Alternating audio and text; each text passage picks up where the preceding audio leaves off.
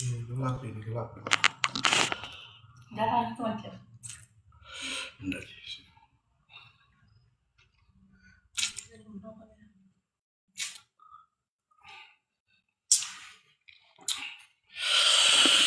Bismillahirrahmanirrahim. Assalamualaikum warahmatullahi wabarakatuh.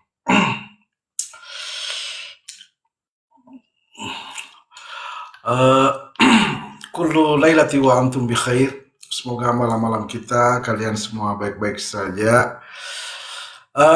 Di kesempatan ini kita akan membuka room untuk kita bisa sharing, bisa berdiskusi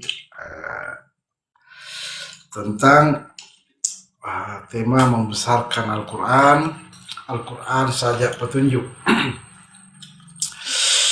Baik saudara sekalian, tidak henti-hentinya kita membesarkan Al-Quran ya. Meskipun harus kita menentang atau menolak warisan pemikiran atau pandangan dari para pendahulu kita, karya-karya mereka yang memang banyak bertabrakan dengan Al-Quran. Saudara sekalian, Al-Quran itu di ayat pertama saja ya, itu sudah dijelaskan Bismillahirrahmanirrahim ya. Jadi ini atas nama Ar-Rahman ya, ibaratkan sebuah sertifikat. Al-Quran ini bersertifikat atas nama Ar-Rahman. Jadi terdapat di dalam Al-Quran itu surah Ar-Rahman, jadi Ar-Rahman 'allama Al-Quran. Ar-Rahman lah yang mengajarkan Al-Quran. Artinya apa? Tidak ada sedikit pun selain dari Ar-Rahman, selain dari nama kedua dari Allah ya, selain dari Ar-Rahman yang memberikan petunjuk ya.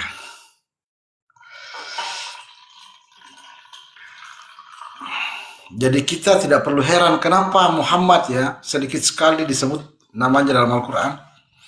Berapa kali Muhammad disebut namanya? Cuma 4 kali, saudara sekalian. 4 kali disebutkan nama Muhammad. Karena seandainya di Al-Quran itu ada perkataan Muhammad ya, tentu akan mungkin banyak nama Muhammad. Tapi Allah katakan law taqawwala ba'dul aqabil la akhadna minhu bil yamin wa laqata'na minhu al-watin. Seandainya Muhammad mencampurkan sebagian perkataannya dalam Al-Quran, maka kami akan tangkap tangannya dan kami akan potong ya urat nadinya.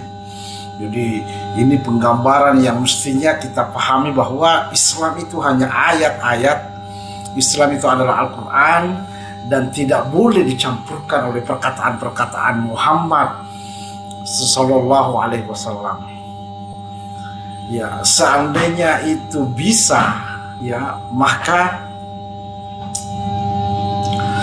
Allah Subhanahu wa taala menyebutkan la akhadna minhu bil yamin, kami akan tangkap tangannya, dan walaqatna minhul watin, dan kami akan memotong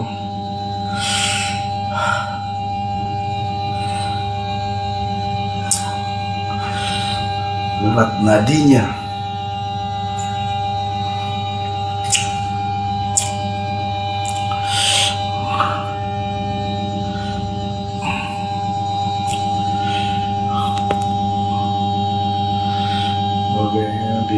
Di dulu mau disalin tautan di salin tautan.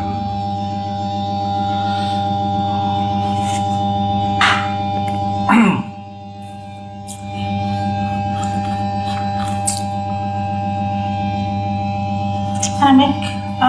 headset.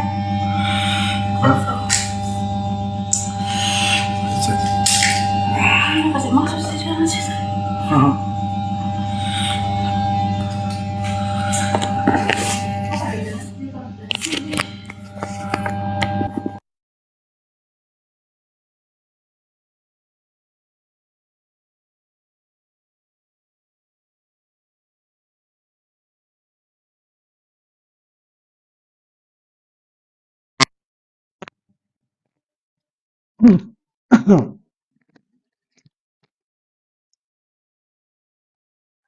Baik, yang sudah bergabung, Joy, kami ucapkan terima kasih.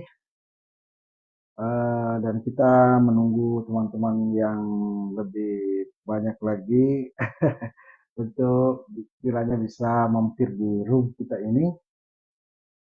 Eh,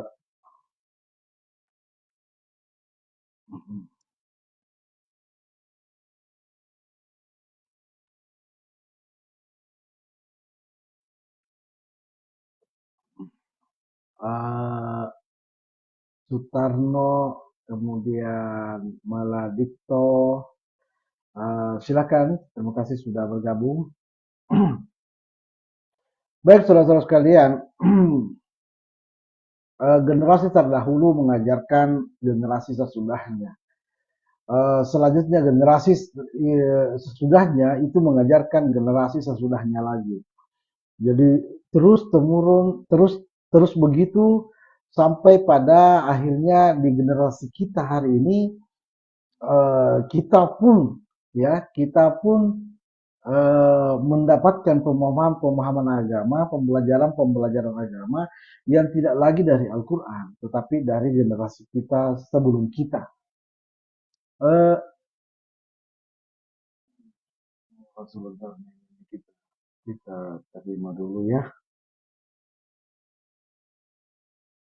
Terima. Felix. Halo Pak Ustadz. Assalamualaikum. Waalaikumsalam. Waalaikumsalam warahmatullahi wabarakatuh. Ya, Izin bertanya Ustadz salam tentang kenal dari Al-Quran juga. Makassar.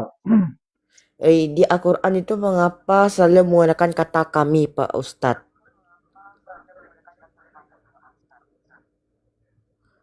Kami ya. cipta, ya kata kami. Baik, sebelumnya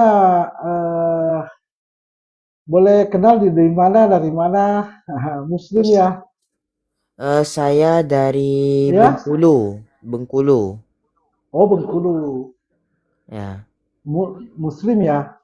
Alhamdulillah Pak Ustadz. Oh iya. Iya, terima kasih. Baik, kita ikut sebelumnya kita terima juga lagi satu. Assalamualaikum warahmatullahi dari The Cicero. Kalau tidak salah baca ya. Ya, salam kenal. Assalamualaikum. Halo, Assalamualaikum. Assalamualaikum warahmatullahi. Ya, salam kenal. Dari mana? Saya dari Banten. Banten. Ya, tadi teman di atas Felix ini dari Bengkulu, ini dari Banten. Ya, ya silakan barangkali ada yang mau disampaikan. Ya, di ruang kita ini ruang yang akan membahas Al-Quran saja, ada petunjuk ini ya. Ya, silakan. Baik, teman-teman sekalian, terima kasih sudah bergabung.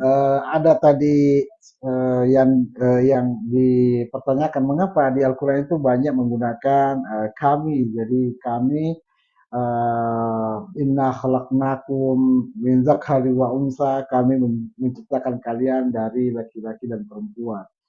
Jadi baik, saudara-saudara sekalian,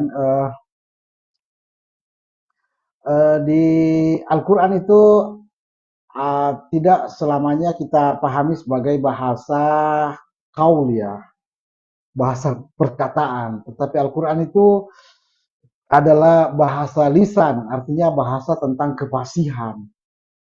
Jadi Al-Quran bukan cuma kaulan ya, kaulan karima, bukan cuma perkataan mulia, tetapi Al-Quran juga adalah lisanan. Jadi ada kefasihan. Kami itu biasa terkait karena kefasihan penggunaan kata kami ya. Jadi itu artinya kefasihan bahasa ya. Jadi bukan karena kami itu jamak ya. Tidak semua perkataan itu harus ditimbang dengan kaidah-kaidah bahasa seperti itu. Jadi kami itu banyak, berarti banyak dong yang menciptakan kami. Ya, ini adalah kaidah kefasihan. Di dalam bahasa lisan Arab itu disebut dengan at-tanghim ya, at-tanghim. Jadi memuliakan diri itu dengan menggunakan kata kami. Ya, ya, assalamualaikum, Ansori, Ansori Lubis. Ya, kita sapa dulu ya. Assalamualaikum. Dari mana, Bang?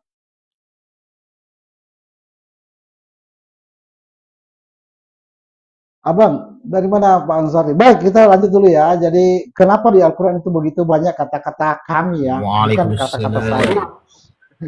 Waalaikumsalam. Waalaikumsalam warahmatullahi wabarakatuh. Waalaikumsalam. Ya, silakan Bang Ansari. Ya, dari mana Bang? Warahmatullahi. Dari Medan.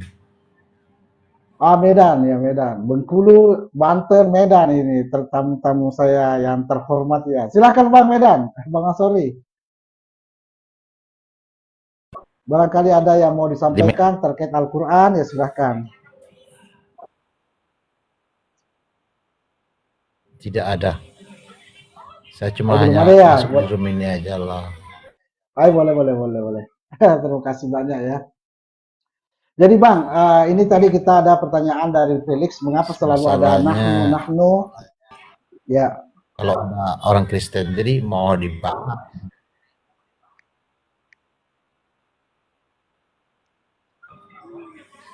ya.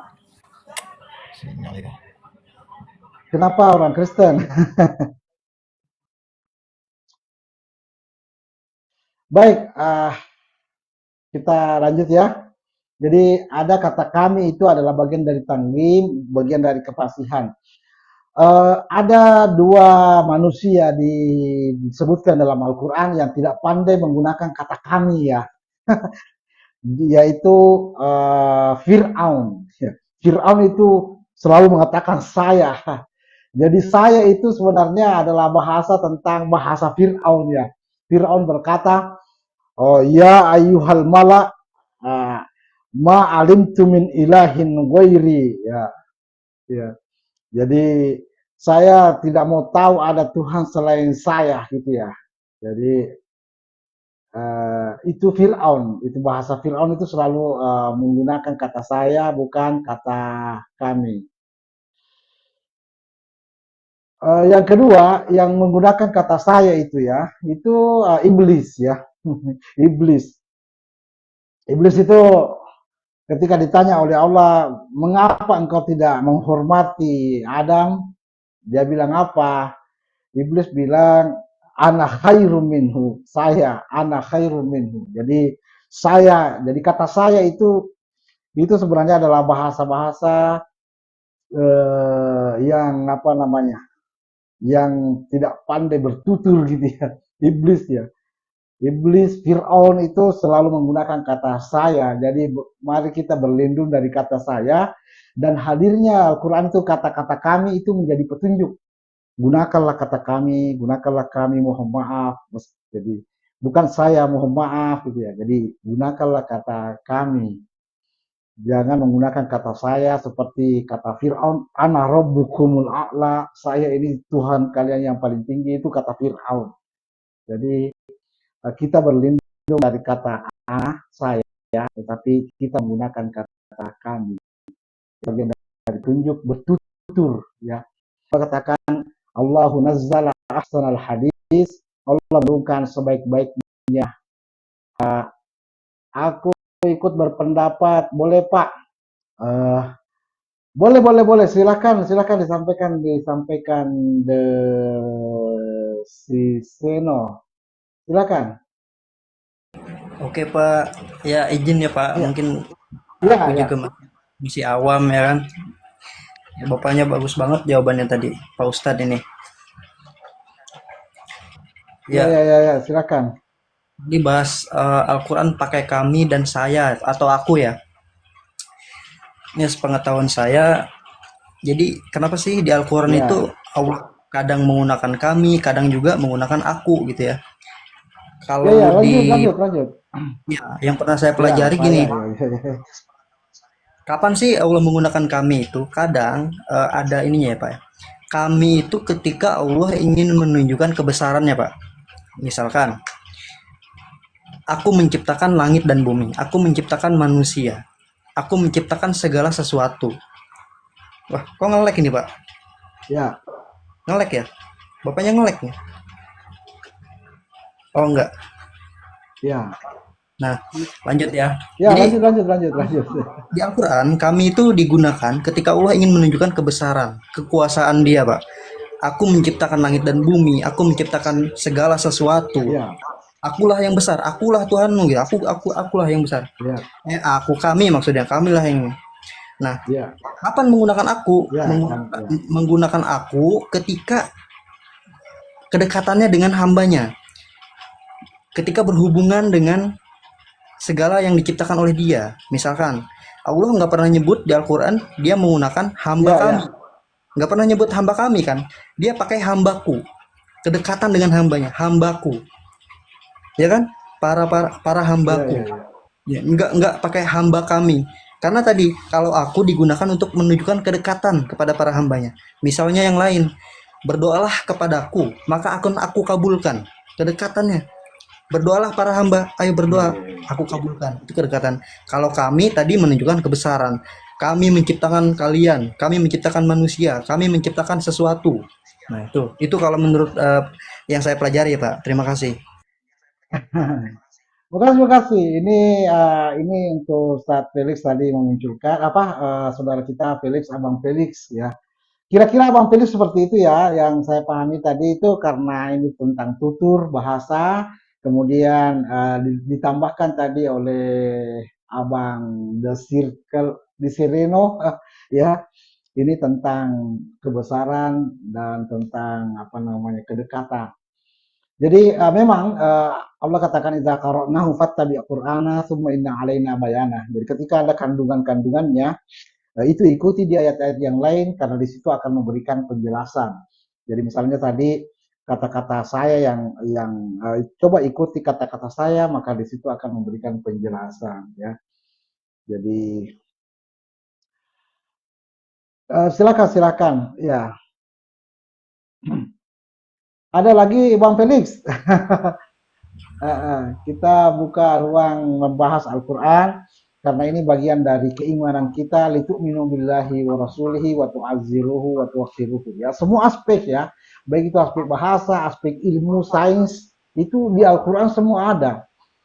Wa kulla syai'in fassalnahu tafsila, segala sesuatu kami sudah detailkan ya. Mending kita membahas itu daripada membahas buku-buku karya-karya ya manusia yang sudah 1000 tahun yang lalu ya, ratusan tahun yang lalu ya, itu sudah selesai.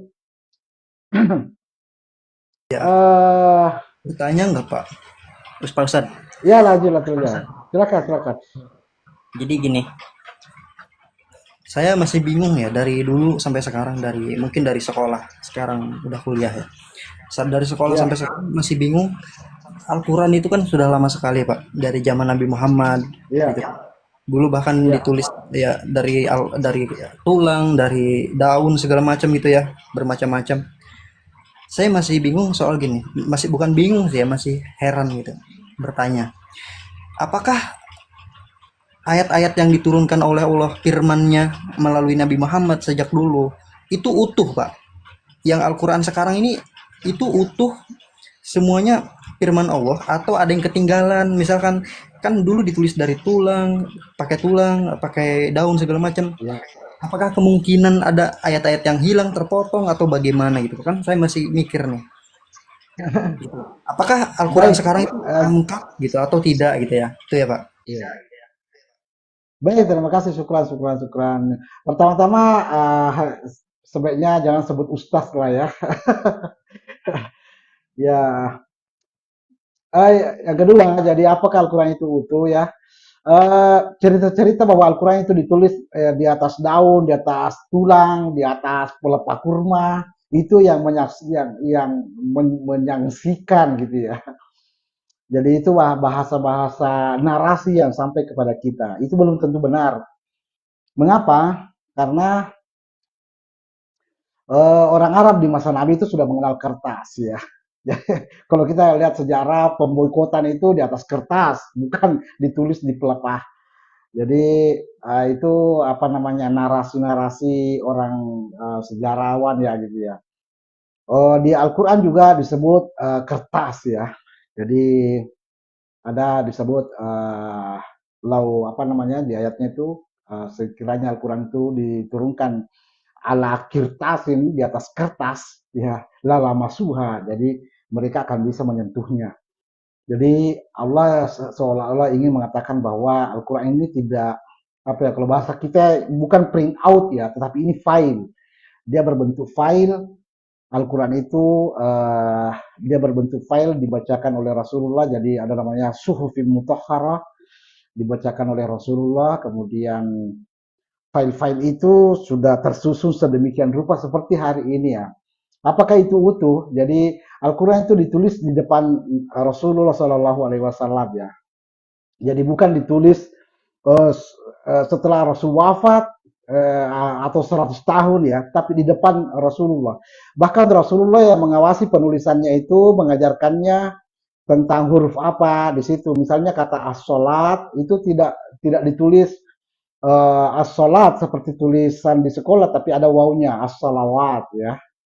Misalnya az-zakat ya, zakat itu jadi ada penulisan khusus di Al-Quran itu. Jadi dan itu petunjuk dari Rasulullah SAW. Maaf, semua mau potong sedikit Pak Ustadz.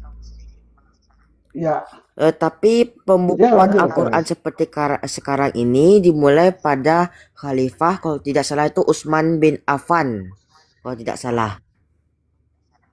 Ya, ya. Dikarenakan dulu Ya, Al-Quran itu baik. diturunkan terpotong-potong, ayat pertama, kedua, ketiga, dan seterusnya, tidak full. Baik, begini ya, begini sedikit dulu penjelasan ya. Baik, Al-Quran itu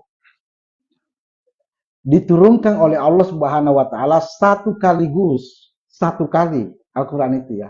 Dalam bentuk file lengkap itu satu kali. Dia diturunkan di bulan Ramadan. Syahrul Ramadan allazi unzila fihi al-Quran. Jadi bulan Ramadan turun Al-Quran. Itu pertama. Yang kedua, dia turunnya malam Lailatul Qadar. Inna anzalnahu fi Lailatul Qadar. Jadi Al-Quran turun sekaligus. Tidak seperti yang diajarkan di sekolah-sekolah itu berangsur-angsur turun. Tidak pernah Al-Quran berangsur-angsur turun. Satu kali saja. Ya. Tidak ada Al-Quran turun bulan Muharram. Ya. Bulan Rajab tidak ada, semua bulan Ramadan, dan tidak ada siang hari diturunkan. Walaupun Rasulullah menyampaikan di siang hari, ya, di pagi hari, di sore hari Rasul menyampaikan, tapi tidak ada Al-Quran turun siang hari. Al-Quran turun satu malam Lailatul Qadar. Tetapi dia dalam bentuk file. Ya, dia dari bahasa kita ya, dalam bentuk file. Karena itu Rasulullah itu di dalam Al-Quran ada ayat wala ta'jal bil Qur'an qabla ayyuqda 'alaika wahyuhu. Jadi jangan engkau buru-buru menyelesaikan Al-Qur'an sebelum diberikan instruksi. Jadi sudah ada semua, tapi Rasul itu dilarang dulu membaca semuanya. Kenapa? Karena Rasul belum paham, membaca pun tidak akan paham. Jadi waqul rabbi zidni ilma, dan katakanlah Rob, tambahkanlah aku ilmu. Jadi Al-Quran itu satu kali turun di malam Lailatul Qadar ya, dan berupa file lengkap ya. Jadi berupa file lengkap. Kemudian di Al-Quran juga ada kata, ada ayat, wala tuharrik lisanaka lita'jala bih, jangan engkau gerakkan lisanmu untuk menyelesaikan. Jadi Rasul ditahan untuk menyelesaikan. Itu bacaan Al-Quran, lisannya. Jadi ketika Al-Quran selesai masa kerasulan, selesai Rasulullah menyelesaikan tugasnya, maka Rasulullah pun berhenti dari tugasnya menjadi Rasul dan kembali menjadi Nabi. Jadi Rasul itu wafat sebagai Nabi, bukan sebagai Rasul ya. Jadi setelah selesai semua ini kan, Rasul itu kan jabatan ya. Jadi Rasul wafat itu sebagai Nabi, bukan sebagai Rasul. Jadi Rasul diangkat menjadi Rasul di usia 40 tahun, dan selesai kerasulannya setelah dia sampaikan semua Al-Quran, dan Al-Quran yang disampaikan itu ada dua versi. Pertama yang disampaikan itu adalah versi yang disuruh oleh Allah untuk sampaikan. Itu namanya apa namanya? Asbabus syuruh ya, kalau bahasa lisan Arabnya ya. Sebab-sebab dijelaskan. Jadi mulai dari Al-Alaq. Kenapa Al-Alaq dulu, bukan Al-Fatihah dulu? Karena Al-Alaq dulu yang diinstruksikan oleh Allah, sampaikan dulu ini. Ya. Jadi baru Al-Qalam, baru Al-Muzammil, baru Al-Mudassir, baru Al-Fatihah, baru Al-Lahab, begitu ya. Jadi itu yang diinstruksikan lebih dulu. Yang kedua, setelah di akhir-akhir selesai apa namanya, Rasul menyusun surah-surahnya, surah-surah Al-Quran itu dimulai dari Al-Fatihah, baru Al-Baqarah, baru Ali Imran, selanjutnya begitu. Jadi seperti Al-Quran kita hari ini. Jadi Al-Quran kita hari ini, nama surahnya dan susunannya itu juga berdasarkan dari Rasulullah. Kullu min indillah, katakanlah Muhammad, semua itu dari sisi Allah. Nah, apakah ini utuh ya? Waktu pengumpulan Al-Quran di Mushaf Utsmani. Baik, Al-Quran kita hari ini bukan Mushaf Utsmani ya. Al-Quran kita ini bukan Utsman bin Affan ya. Al-Quran Mushaf Utsman bin Affan itu Al-Quran tidak ada titiknya. Ya, tidak ada tanda titiknya, tidak ada tanda barisnya, tidak ada juga tanda titiknya.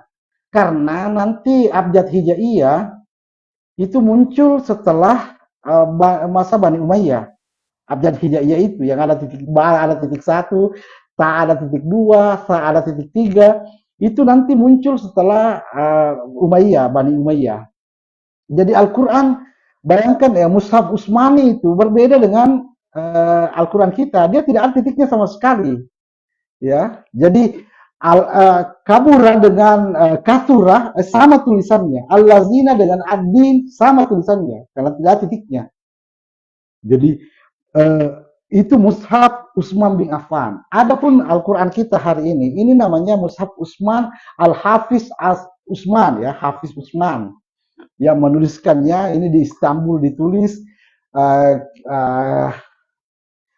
kira-kira 500 tahun yang lalu. Jadi bukan Mushaf Utsman bin Affan ini ya. Ini Mushaf Utsman Al-Hafiz. Jadi bisa di googling itu ya. Jadi Al-Hafiz Utsman bin Ali bin Darwis itu yang menulis Al-Quran yang dalam khat nasakh ya. Dan sudah ada barisnya, sudah ada titiknya berdasarkan abjad hijaiyah. Izin boleh saya? Apalagi tadi ya, utuhnya ya. Oh iya usulnya. Ya, utuhnya Al-Quran itu utuh ya dalam arti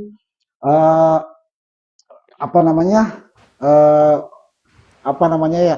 Kenapa utuhnya? Karena sebenarnya dulu itu Al-Quran itu bukan dihafal ya, bukan dihafalkan, tetapi memang dia memiliki teknik ya, yang lisanul Arab itu sebut ini kitabul marqum, ini kitab bernomor. Setiap kosakata ini adalah angka-angka. Jadi tidak diterima kosakata yang di luar dari angka itu. Nah, nanti setelah 100 tahun kemudian itu baru rusak lisan Arab. Ya. Jadi jadi begini ya, jadi 100 tahun pertama Al-Quran itu betul-betul terjaga karena dia lisan Arab masih belum rusak ya. Setelah rusak lisan Arab, muncul abjad hijaiyah ya. Ini ya muncul abjad hijaiyah itu sudah mulai ada apa namanya? eh, ada rusak ya di dalam ya. Karena itu ada namanya yang kita kenal sebagai qiraat sab'ah ya, qiraat sab'ah. Qiraat sab'ah itu bukan tentang wadduha menjadi wadduhe, bukan. Jadi ini bukan tilawah sab'ah, bukan bacaan 7 ya, tetapi qiraat sab'ah. Kandungan Al-Qur'an ada yang disebut 7 kandungan yang berbeda. Jadi ada 7 kandungan yang berbeda. Sebenarnya bukan 7 ya, ada bahkan puluhan mungkin yang berbeda. Salah satunya adalah Al-Quran yang cetakan Hafs ya, seperti yang ini kan Hafs ya. Silahkan cari cetakan misalnya Wars ya. Di Al-Quran Hafs itu Bismillahirrahmanirrahim itu ayat 1 di Al-Fatihah. Ya kalau di Wars ya itu bukan ayat 1. Alhamdulillahirrabbilalamin itu ayat 1. Ya.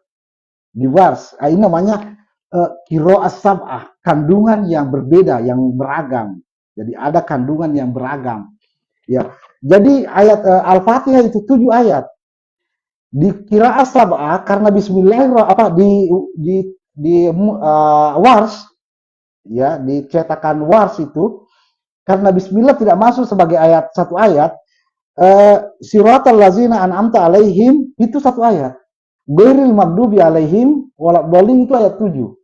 Jadi ayat terakhir di Al-Fatihah itu adalah siratal ladzina an'amta alaihim ghairil maghdubi alaihim waladdallin itu di Wars. Kalau di Hafs itu siratal ladzina an'amta alaihim itu ayat terakhir. Jadi ada namanya qiraat sab'ah, kandungan yang memang berbeda. Tapi sejatinya itu apa namanya?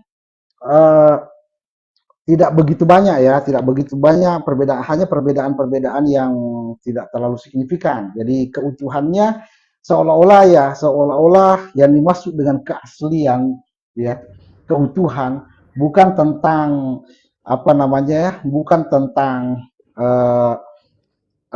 titik komanya harus benar-benar sama, bukan copy paste, tapi keutuhan itu di sana ada toleransi perbedaan ya. Kalau misalnya Al-Quran kita ini bukan lagi Al-Quran Mushaf Utsmani, ini banyak barisnya, banyak titiknya, banyak tanda-tandanya, tanda-tanda bacanya. Ini bukan lagi kalau bicara utuh dari sana. Ini sudah jauh berbeda, sudah terlalu banyak apa namanya penambahan-penambahannya. Jadi ini karena kita membahas tentang sisi yang terlihat ya dari Al-Quran. Itu mungkin kok. Ya kita dulu sebelum kita lanjut kita sapa-sapa dulu tamu kita ini yang di bawah nih. Ada Bang Nir. Ya, Assalamualaikum Bang Nir. Ada juga Abang Taufik. Assalamualaikum warahmatullahi.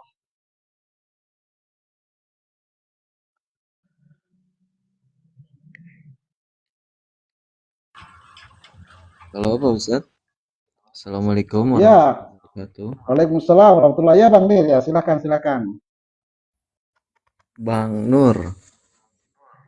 Oh Bang Nur. Ya, Ya, ya saya mohon dimaklumi ya ini nggak pakai mata EYD tua ya, ini, mohon mata maaf. tua. Ya, Ya, seru-seruan aja itu nama saya nggak pakai EYD ya. Masih pakai ejaan yang lama. iya. Oke. Ya, Baik gini ya, Pak silakan Ustadz. Bang Nur ya. Dan di Pertanyaan mana Bang Nur? Di mana nih? Di daerah mana? stay-nya di Tangerang. Pak Oh, Ustadz di mana Tangerang Pak ya, Ustadz? Bang Nur di Tangerang. Iya. Oh, Makassar. Oh, di Makassar, siap. Iya, Makassar. Jadi Ya, begini silakan Bang ya, Nur. Pak Ustadz. Sebagai orang yang tidak mendalami keilmuan agama ya, mungkin pertanyaan tuh simpel aja tuh. Al-Quran saja petunjuk, berarti kita cuman berpegangan kepada Al-Quran saja ya. Lalu Ya, untuk tata caranya itu, hukumnya tata cara itu menggunakan apa? Sedangkan di Al-Quran kan tidak secara detail ya. Kalau bahasa dalam Islam tuh kan fikih ya. Di Al-Quran itu tidak secara detail menjelaskan tentang fikih sholat, fikih, Ya. apalagi tuh wudhu, kan seperti itu. Lalu bagaimana tuh Pak Ustadz untuk Baik, menanggapinya baik, gitu? baik. Ya, itu Baik. aja. Terima kasih. Ya, terima kasih Bang Nur ya. Yang Bang siapa nih Bang Topik, Bang Topik. Ya, Assalamualaikum Bang Topik.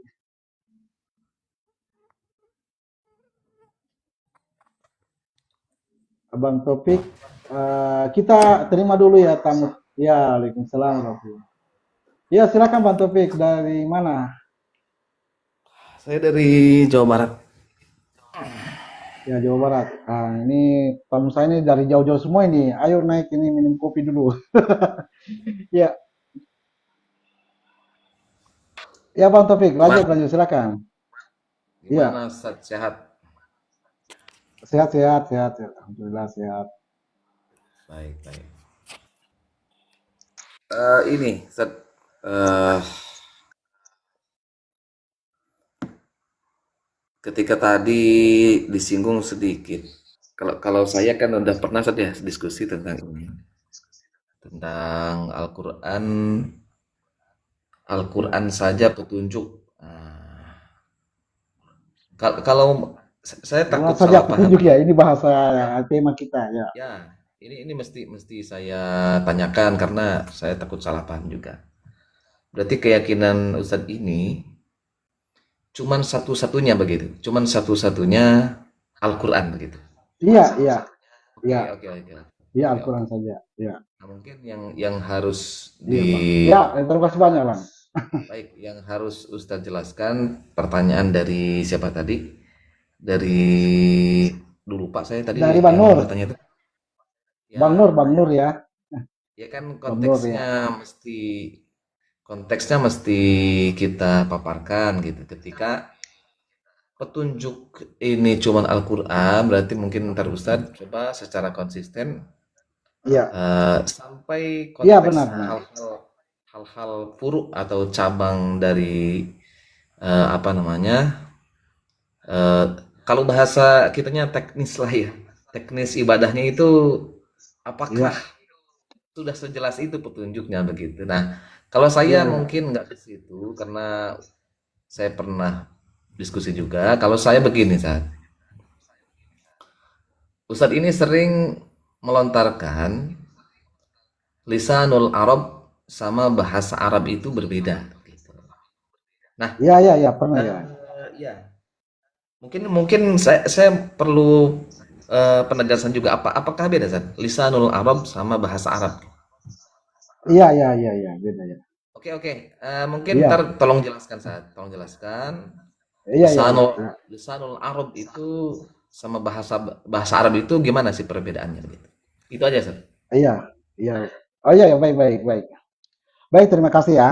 Jadi eh sebelum kita apa namanya terima tamu-tamu lagi untuk naik ya kita bahas dulu ini ya. Pertama tentang apa namanya bagaimana bisa dikatakan Al-Qur'an saja sebagai petunjuk ya. Baik, petunjuk itu sebenarnya pakem dengan penciptaan ya, pakem dengan penciptaan. Jadi ini sudah dikabarkan oleh Allah Subhanahu wa taala di dalam eh, ayat allazi khalaqa fasawwa wallazi qaddara fahada. Jadi ada fase kita ini diciptakan, kemudian dibentuk, kemudian diberi takdir, kemudian diberi petunjuk. Jadi ini tentang pakem ini harus datang dari Allah. Tidak boleh ada petunjuk yang datang dari manusia. Allah katakan wa makana li basyarin ayyutiyahullahu kitab wal hukma wan nubuwah ayyakulu linnasi kunu ibadalli. Tidak boleh ada seorang pun yang mengatakan yang apabila sudah Allah berikan kitab, sudah Allah berikan pemerintahan, sudah Allah berikan kenabian. Jadi ada tiga jenis petunjuk ini sebenarnya ya. Ada yang diberikan pemerintahan seperti misalnya Bani Israel itu diberikan Raja Tolut gitu ya. Jadi kemudian ada yang diberikan kenabian yaitu nabi-nabi terdahulu itu dia memimpin dengan kenabiannya Kemudian ada yang kitab, ya kita ini kitab ya. Jadi kalau Allah sudah berikan kitab, masih berkata kepada manusia yang lain, jadilah pengikutku, tetapi jadilah kunu rabbaniyin, jadilah terdidik oleh kitab, oleh Allah gitu ya, oleh Rob. Bima kuntum tu'allimun, jadi apa yang kalian apa namanya ajarkan dan apa yang kalian pelajari. Jadi apa yang kita ajarkan mestinya dari Al-Quran, apa yang kita pelajari mesti Al-Quran saja. Jadi ini Al-Quran saja. Ini sebenarnya bima kuntum tu'allimun dan tadrusun. Jadi ini tentang ta'lim dan tadris ya. Jadi belajar dan mengajar mestinya dari Al-Quran saja, bukan dari selain Al-Quran. Baik. Lalu bagaimana tadi ya? Bagaimana dengan sholat misalnya? Bagaimana dengan sholat ya? Jadi sholat Allah syariatkan itu setelah Allah mensyariatkan wudhu ya. Jadi kalau misalnya ditanya kenapa Rasul itu sholat nanti apa namanya nanti belakangan ya, karena memang syariat wudhu itu belakangan. Maksudnya belakangan dijelaskan, bukan jadi Allah katakan iza kuntum ila sholati faghsilu wujuhakum wa aydiyakum ilal marafiqi wamsahu bi ru'usikum wa arjulakum ilal ka'bayn gitu ya. Jadi apa namanya? Itu tentang wudhu. Nah, wudhu itu berwudhu untuk baru sholat. Kita sampai hari ini masalah wudhu juga masih kita belajar dari apa yang dibuatkan para pendahulu kita. Seolah-olah apa yang diwahyukan Allah tentang wudhu ini tidak cukup dan tidak benar gitu ya, yaitu basuhlah wajah, kemudian tangan sampai ke siku, kemudian rambut ya, biru usikum, kemudian kaki. Jadi seperti itu, sesimpel itu. Lalu tetapi ya kita diajarkan seolah-olah mana cuci tangan, kena tangan ini tidak kena kuku saja ini dianggap masuk akan kena api neraka lah, telinga ya kalau tidak kena sedikit air telinga ini masuk neraka, apa kena air neraka, apa kena api neraka lah, berkumur-kumur, beristinsak gitu ya. Jadi saudara-saudara sekalian, semua di Al-Quran itu Allah berikan perbandingan agar kita paham ya. Kenapa kalau kita sholat itu harus berwudu misalnya ya. Ya kita tadabburi Al-Quran ketika misalnya Musa ketika dipanggil itu oleh Allah Subhanahu Wa Taala disuruh ikhla'na alaik. Kenapa tidak disuruh berwudu ya? Jadi itu sebenarnya semua punya padanan ya. Jadi ada sesuatu yang disebut ya bagaimana ya nantilah bahasannya itu ya, semakin jauh nanti bahasannya nanti semakin apa namanya jadi wudhu itu diwahyukan tata caranya, adapun sholat itu tidak diwahyukan tata caranya sholat itu ya. Jadi tata cara sholat itu nanti diperlihatkan oleh Jibril ya. Jadi allamahu syadidul quwa, jadi diperlihatkan tata caranya. Karena itu ketika Rasulullah sudah Isra Miraj juga hanya memperlihatkan tata caranya. Jadi lihatlah. Kondisi sholat itu sampai hari ini tidak pernah tidak terlihat. Jadi tidak pernah satu hari pun tidak sholat orang di masjid. Jadi tentang tata cara tidak ada masalah di dalam sholat itu karena terlihat terus-menerus setiap hari sepanjang waktu ya. Jadi 5 kali sehari itu terlihat terus. Tidak ada masalah tentang itu ya. Jadi kalau kita mau membahas itu sebenarnya tidak ada masalah tentang tata cara sholat. Yang kita ingin pahami kenapa tidak diwahyukan tata cara itu di Al-Quran. Begitulah memang penuturan Al-Quran. Ada yang diwahyukan, ada tidak. Apa tadi wudhu diwahyukan, sholat tidak. Jadi ada Allah menghendaki sholat itu nanti diperlihatkan langsung. Jadi allamahu syadidul quwa, jadi diperlihatkan langsung tata caranya. Berbeda dengan sholat ketika di Nabi Ibrahim ya. Kalau di Nabi Ibrahim itu diwahyukan. Allah katakan wa uhaina ilaihim fi'lul khairati wa iqamis sholat. Jadi seandainya kita bisa melihat suhuf Ibrahim ya itu di sana ada tata cara sholat yang memang diwahyukan, tertuliskan, terteorikan gitu ya. Kalau kita itu bagian dari hikmah. Jadi yu'allimunal kitaba wal hikmah. Ada namanya Rasul itu mengajarkan teori dan juga mengajarkan praktek. Jadi di Al-Qur'an itu ada begitu banyak yang terteorikan, ada yang butuh praktek. Ya, jadi di dunia pendidikan memang begitu, ada namanya teori, ada praktikum. Di kedokteran itu ada namanya jadi sarjana kedokteran, kemudian ada koas. Jadi itu juga bagian dari Allah semua, bukan dari Rasulullah Shallallahu Alaihi Wasallam. Jadi Rasul itu tidak bukan dia yang mengajarkan sholat, tetapi dia melihat Jibril sholat dan kemudian dia mengajarkan sholat itu diperlihatkan. Kemudian setelah itu semua orang melihat ya di Masjidil Haram sholat, di masjid-masjid semua sholat, anak-anak kecil pun tahu sholat ya, di sudut-sudut kampung juga tahu sholat. Jadi bukan karena ada kitab-kitab para pendahulu kita. Kalau di Nabi Ibrahim itu memang pernah terputus sholat itu ya, jadi sampai tidak tersisa kecuali tepukan dan kiblat. Jadi Allah katakan wa makana sholatuhum indal baiti illa muka'an wa tasdiyah. Jadi itu tadi kita coba pahami dulu itu ya. Bukan berarti kita ingin mengatakan karena sholat itu butuh praktek, berarti kita butuh petunjuk selain Al-Quran. Oh tidak. Jadi Al-Quran mengatakan al-yawma akmaltu ya sudah kucukupkan, akmaltu cukup. Jadi janganlah membuat sedikit di hati kita mengatakan tidak cukup. Ya Allah katakan akmaltu lakum ya. Allah katakan ma farratna fil kitabi min syai'. Coba mengerti itu ma farratna fil kitabi min syai'. Jadi kami tidak mengalfakan. Berarti kalau kita menganggap ada yang teralfakan, ya kita anggapan kita mungkin yang belum sampai. Ya Allah tidak mengalfakan. Ya tidak mengalfakan. Ketika Allah mengatakan wa kullu syai'in fassalnahu tafsila, semua kami detailkan. Ya jangan kita mengatakan oh ada yang tidak didetailkan. Wah tidak, ada yang didetailkan Allah lewat teori, ada juga yang praktikum ya lewat praktek. Jadi seperti itu ya. Kemudian saya kira tidak ada masalah tentang sholat. Sedikit. Ya, izin. Ya.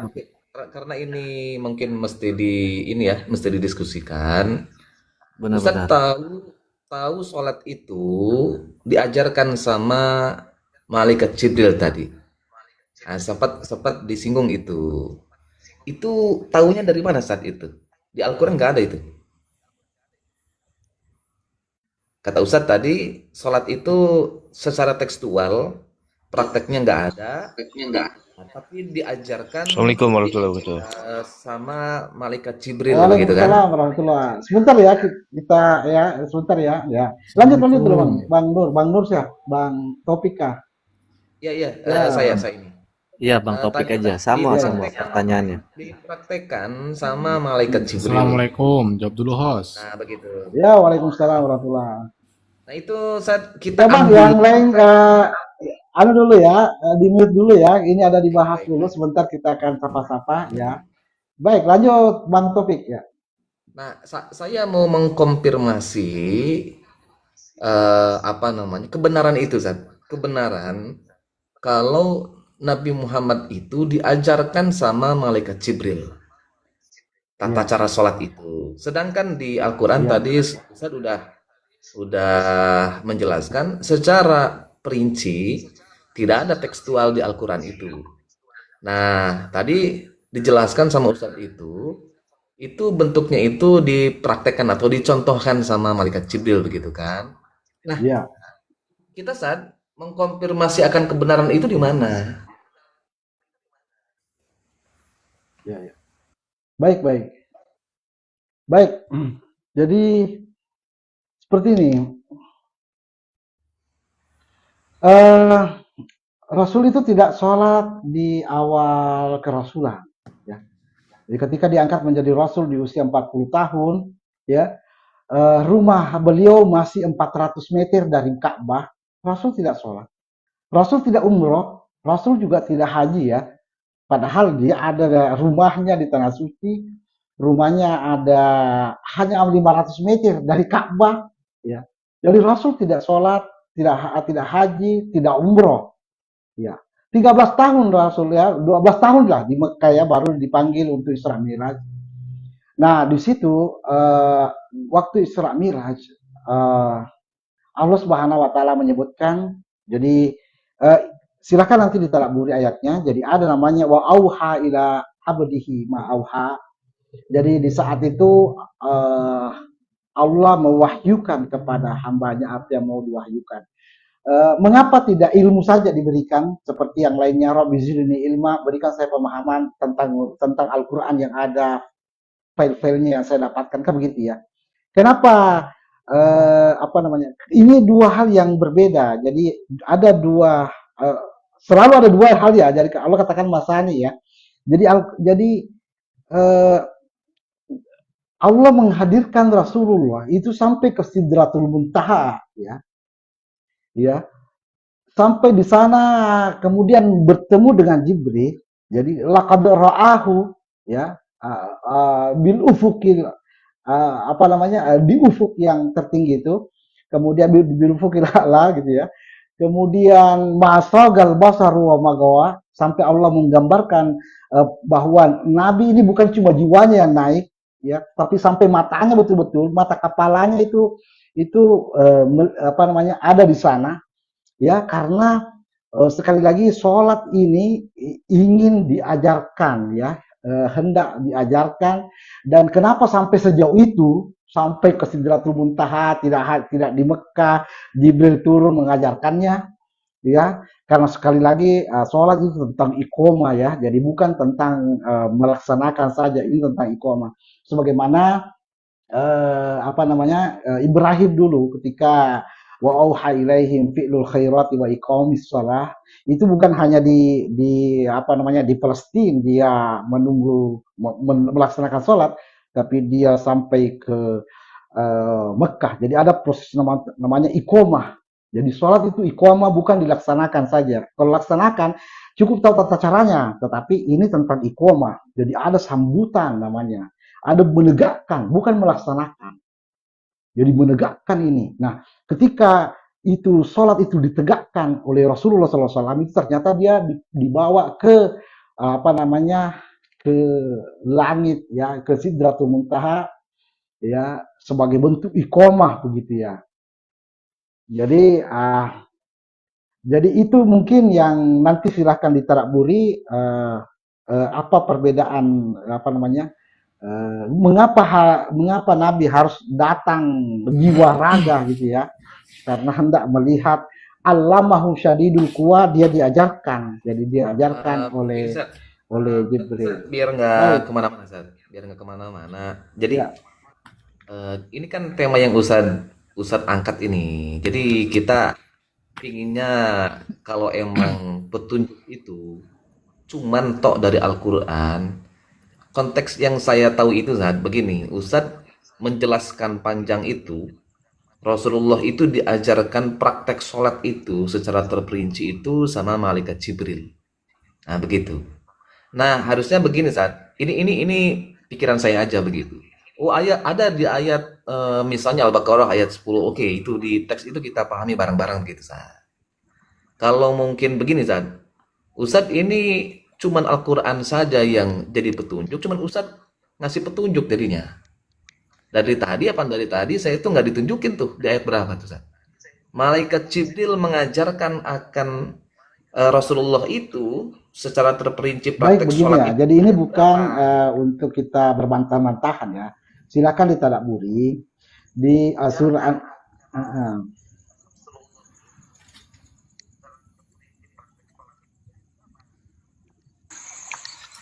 Baik, begini ya. Jadi ini dipahami dulu. Saya ingin kita paham bahwa tidak ada masalah tentang sholat ya. Karena tidak pernah satu hari pun itu tidak sholat orang. Jadi kita ini mau mencoba memahami kenapa Al-Quran saja petunjuk. Itu saja konteksnya. Ya, bukan coba apa namanya. Jadi kalau sholat ini dibahas, ini apa yang namanya ya? Agak sulit dimengerti. Sulit dimengerti kalau misalnya begini. Eh,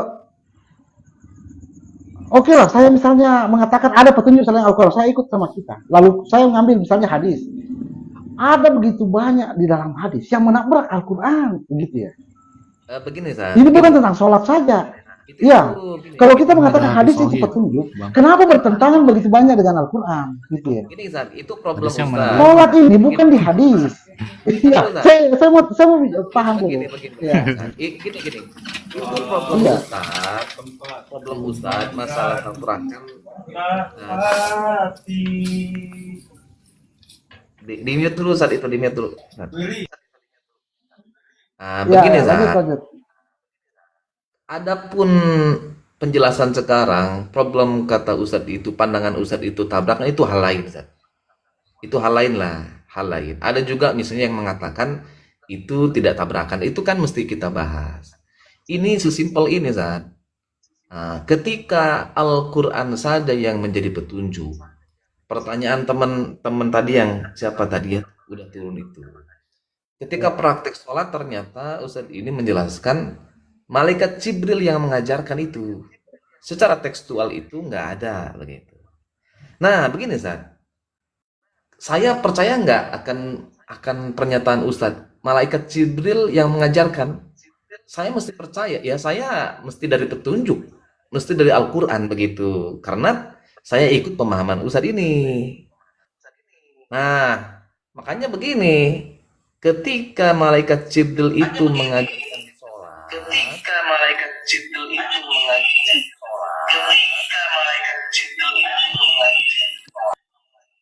mengajarkan sholat secara teknis lah, secara terperinci itu di ayat berapa atau mungkin di luar Al-Quran saat begitu. Ya. Buka surah An-Najm ya. Di situ dikatakan Allamahu syadidul quwa. Ya. Allamahu syadidul quwa. Jadi Itu. di sana itu iya, lihat di surah An-Najm. Ya. Oke, saya buka ya. Jadi Allamahu syadidul quwa. Iya. Jadi ketika pulang dari Isra Mi'raj baru Rasulullah SAW melaksanakan sholat. Siapa yang mengajarkannya? Ya, itulah yang kita pahami bahwa di Isra Mi'raj itu dia diajarkan sholat. Allamahu syadidul quwa. Jadi bukan cuma sholat bahkan ya, tapi ada yang diajarkan yang lainnya. Surat An-Najm ayat berapa? Nanti dibaca surah An-Najm ya. Jadi ma yuntiqu 'anil hawa in huwa illa wahyu yuha gitu ya. Allamahu syadidul quwa. Ya. Ayat berapa, San? Jadi begini, ini sepertinya kalau arahnya itu mau diarahkan, mau dibantah ya, maksudnya mau berbantah-bantahan ya. Oh, ada petunjuk selain Al-Quran. Bagaimana ceritanya? Nah, Allah yang mengatakan, Inna hadzal Qur'ana yahdi. Ada namanya Al-Quran wahda. Ada namanya Al-Quran saja. Ini diksi Al-Quran. Iza zakarta rabbaka fil Qur'ani wahda. Jadi ada namanya satu-satunya. Kita tinggal memahami itu. Oh, berarti tentang tata cara sholat, kita masukkan, itu bagian dari praktek hikmah namanya. Jadi Allah Subhanahu wa taala mengutus Rasulullah itu mengajarkan teori dan mengajarkan juga praktek. Bukan cuma teori. Kalau teori banyak yang tidak diajarkan karena ada yang tidak disebutkan tentang tata cara sholat. Iya, tidak disebutkan. Iya. Tentang tata cara haji tidak disebutkan. Gini, Zat, Iya. gini. Ada namanya praktek. Gini, Iya. Zat. Berarti saya mesti ikut juga pemahaman Ustaz begitu. Jangan ikut saya, ikut sama Al-Quran. Kan Ustaz Ya, sekarang apa yang kita mau pelajari, apa yang kita pahami? Berarti nggak Iya. perlu Ngasih ikut, paham ini. nggak perlu baca hadis ya, Pak Ustadz? Iya, tidak boleh ada satu orang pun yang diikuti. Kenapa mau mengikuti orang? Al-Quran ada ini yang mau diikuti. Hadis? Jangan mengikuti saya gitu loh. Yang ngasih paham Hadis kan Ustaz gimana, ini. hadis? Gimana sih? Jadi kita nggak Begini, perlu baca cobalah hadis. tidak buri tuh. Saya Gini, Gimana? Zat, gini. Ini terus, Zat. begini ya, jangan kita berbantah-bantahan ya, karena sangat mudah bagi kau itu kasih turun. Mohon maaf ya, maksudku saya, kita coba mengerti gitu loh. Kita coba mengerti. Iya, Gini, kita Ustaz. coba Gini, mengerti. gini. Dan saya mau maaf masukku saya, bukan saya mau diikuti, tidak. Enggak. Saya mau menunjukkan di Al-Quran. Ya. Begini Ustaz. Makanya begini kesimpulannya, ketika penjelasan malaikat Jibril itu mengajarkan Al-Quran, itu dari pemahaman Ustaz atau tekstual di Quran itu ada? Jadi begini ya. Saya tidak mau berbantah-bantahan begini ya. Nabi tidak tahu sholat sampai Isra Miraj, gitu ya. Sampai Isra Miraj. Setelah Isra Miraj itu, dan kita melihat bagaimana Allah menuturkan tentang kejadian Isra Miraj itu di surah An-Najm. Silakan tadabburi di situ. Baru setelah selesai Isra Miraj, Rasulullah barulah kita ada tata cara sholat. Sampai hari ini tidak pernah tidak terlaksana. Jadi tidak ada soal tentang sholat pelaksanaannya. Semua itu datang dari Allah. Kullu min indillah, bukan dari Muhammad. Bayangkan, seandainya dari Muhammad itu yang ngajari sholat kita, bukan dari Allah. Allah katakan, lau taqawwala ba'dal aqawil, ya, la akhadna minhu bil yamin, wa la qata'na minhu al watin. Ya. Kalau ada yang dicampur Muhammad, ya, dari petunjukku ini, dari ada campurannya kata-kata Muhammad, ku tangkap Muhammad itu dan ku gorok lehernya, urat nadinya. Itu Allah yang mengatakan itu. Jadi ini sholat ini bukan ajaran Muhammad. Dan sholat bukan Muhammad memang yang pertama sholat kan, dan Nabi Ibrahim. Ya, Nabi Ibrahim yang berdoa agar terus kita ini menjadi generasi penegak sholat. Rabbi ja'alni muqimus shalah wa min zurriyati. Kan begitu doa Ibrahim.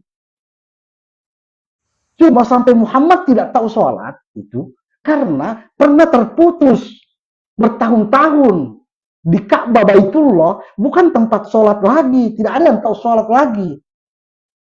Muhammad yang bertetangga dengan Ka'bah tidak tahu sholat. Ya. Nah, ketika sekarang sudah ditahu sholat tata caranya, tidak pernah terputus satu hari pun sampai hari ini. Jadi semua orang tahu sholat. Anak kecil, anak TPA, TK, tahu sholat. Orang yang berpendidikan, yang tidak berpendidikan, tahu sholat. Jadi tidak ada masalah soal sholat. Ini kita hanya ingin membawa suatu, Gini, biar nggak panjang. jadi jangan dibawa sholat itu seolah-olah mau membenarkan bahwa ada petunjuk selain dari Allah gitu ya. Baik, begini Zat, begini. Sekarang begini Zat, saya mau cross check. Ketika Nabi Muhammad itu sebelum diperintahkan sholat, kata Ustadz tadi di Ka'bah itu nggak ada yang sholat. Apakah iya? Iya. Dari mana itu? Iya. Dari mana petunjuknya? Al-Quran mengatakannya. Iya, di Al-Quran menggambarkannya.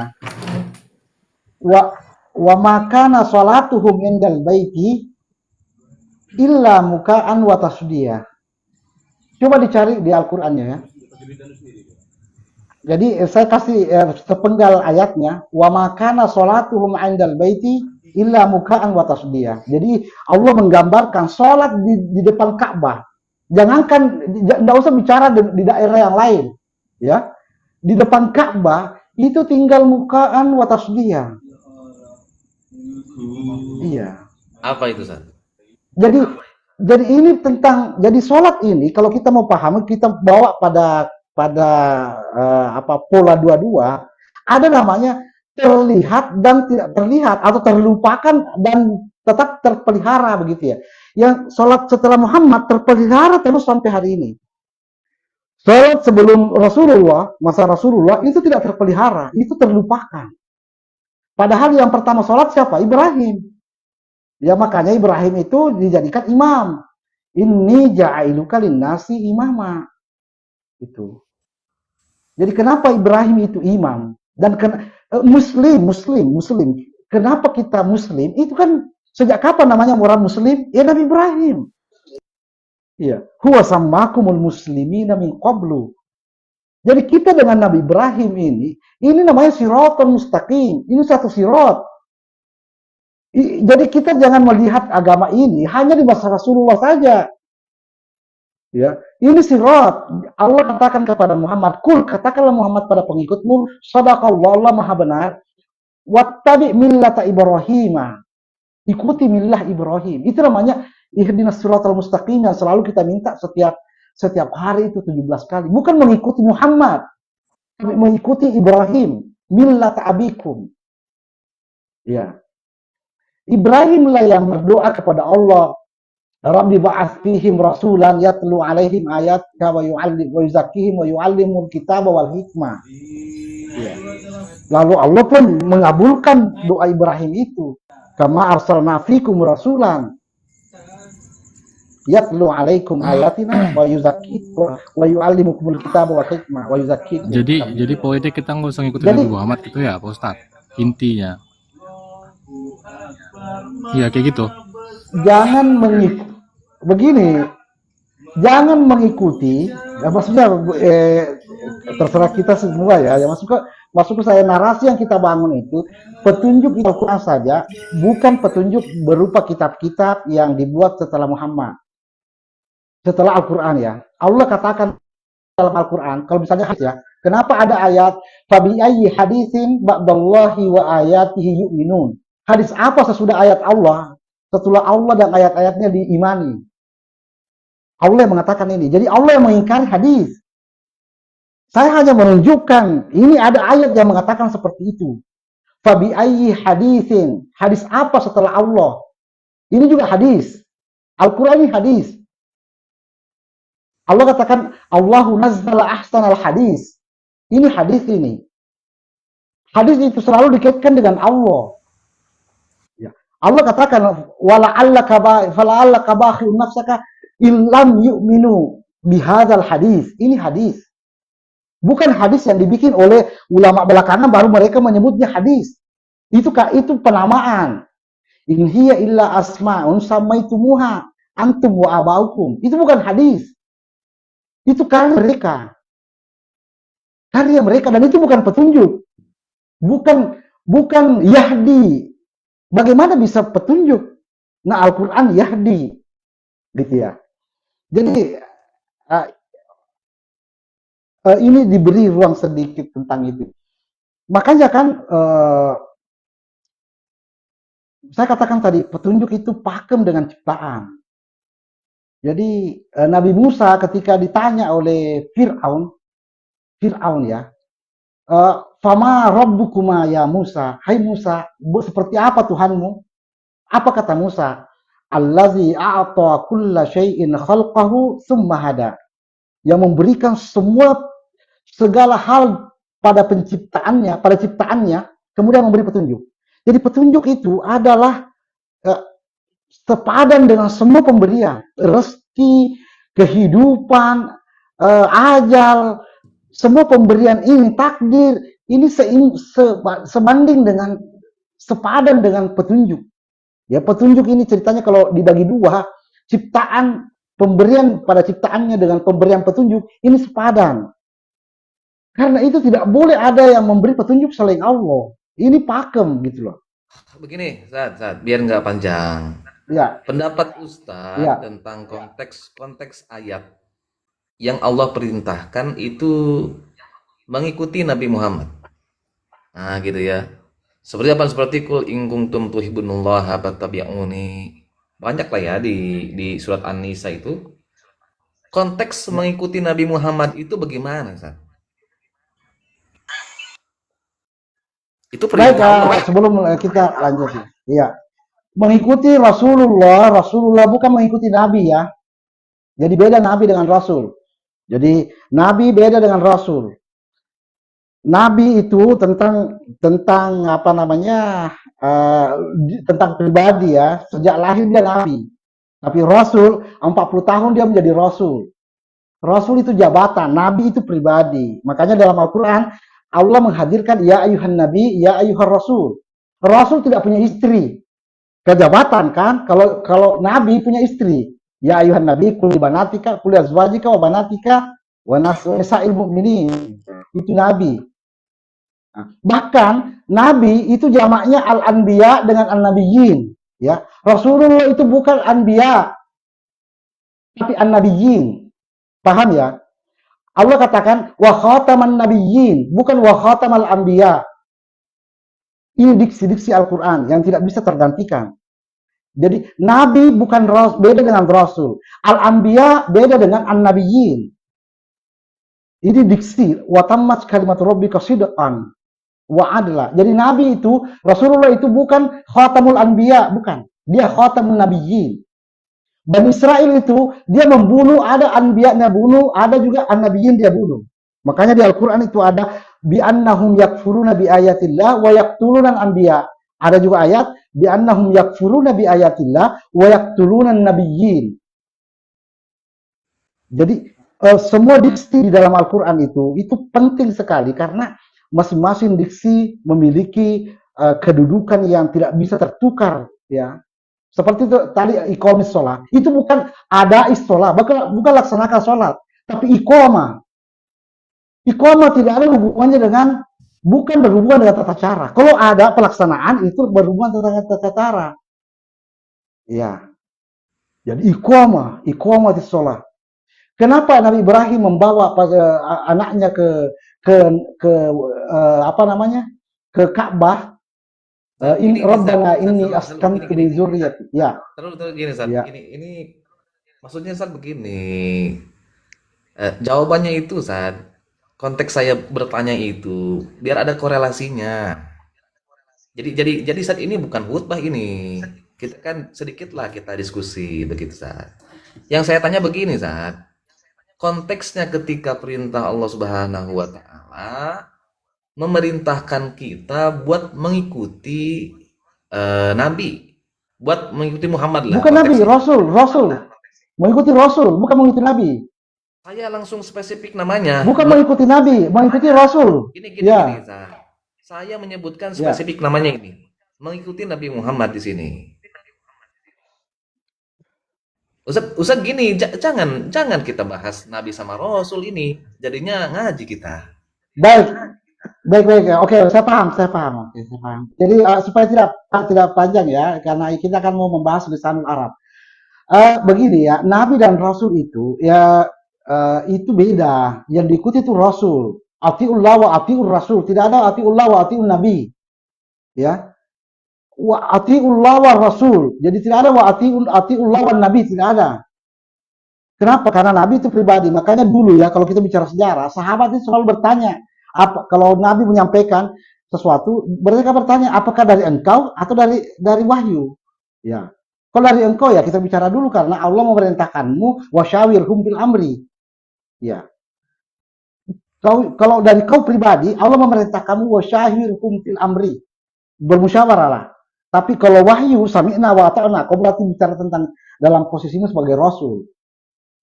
Jadi seperti itu. Jadi itu ikutilah saya itu sebagai rasul, bukan sebagai nabi. Kalau sebagai nabi itu pribadi. Baik, saya kira itu dulu ya, Bang. Tapi kita lanjut dulu ke lisanul Arab. Ini juga belum dijawab ini. Gini. Ini konteks pertanyaan saya ini, saat begini. Ketika ada konteks perintah mengikuti Rasul, oke lah, saya bilang begitu. Mengikuti seorang Rasul, itu konteksnya itu gimana, Saat? Cara mengikuti Rasul itu bagaimana? Nah, di sini. Bingung Ustadznya, Bang. ya.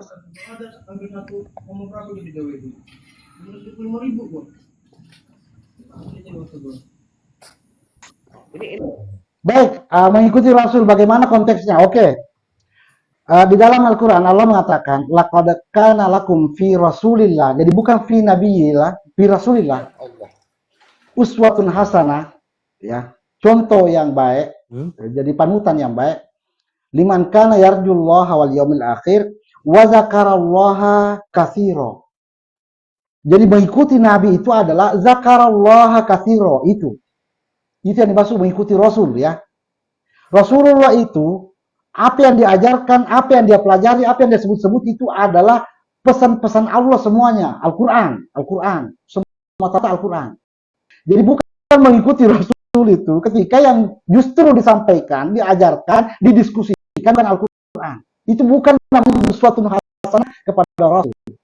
Jadi ada namanya zakarallaha katsira. Jadi di dalam surah Ahzab bisa dilihat itu derajat orang-orang itu ada 10 derajat ya. Innal muslimina wal muslimat wal mu'minina wal mu'minat wal qanitina wal qanitat was shadiqina was shadiqat wal mutasaddiqina wal mutasaddiqat ya. Sampai terakhir itu was-shaimina was-shaimat wal hafizina furujahum wal hafizat waz zakirina Allah katsira waz zakirat. Jadi az-zakirin Allah katsira itu orang-orang yang banyak menyebut perkataan Allah. Perkataan Allah, Al-Qur'an yang namanya perkataan Allah. Ini yang disebut dengan zikrullah, ini namanya pesan Allah. Jadi ya uswatun hasanah di situ.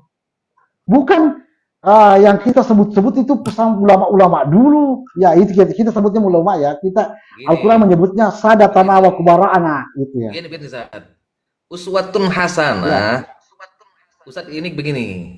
Ini sekarang kan Rasulullah itu sudah nggak ada. Nah, kita mau mencontoh Rasul itu, saya itu tanya konteksnya di mana kita mau mencontoh Rasul itu. Baik, Abang Topik begini ya, kita banyak tamu-tamu ini di bawah ini. Ini mungkin kita buka apa namanya? Nanti grup sendiri ya.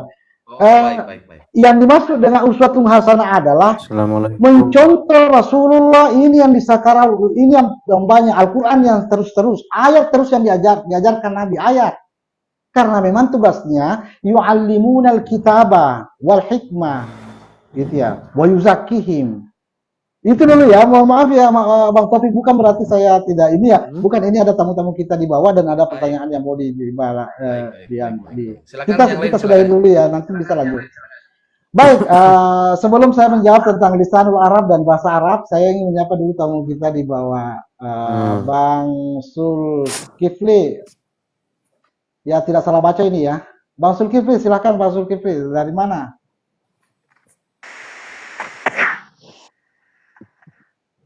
Itu ada Bang Kutub dulu tuh. Abang Zulkifli. Guru. Ini juga ada Bang Nazak.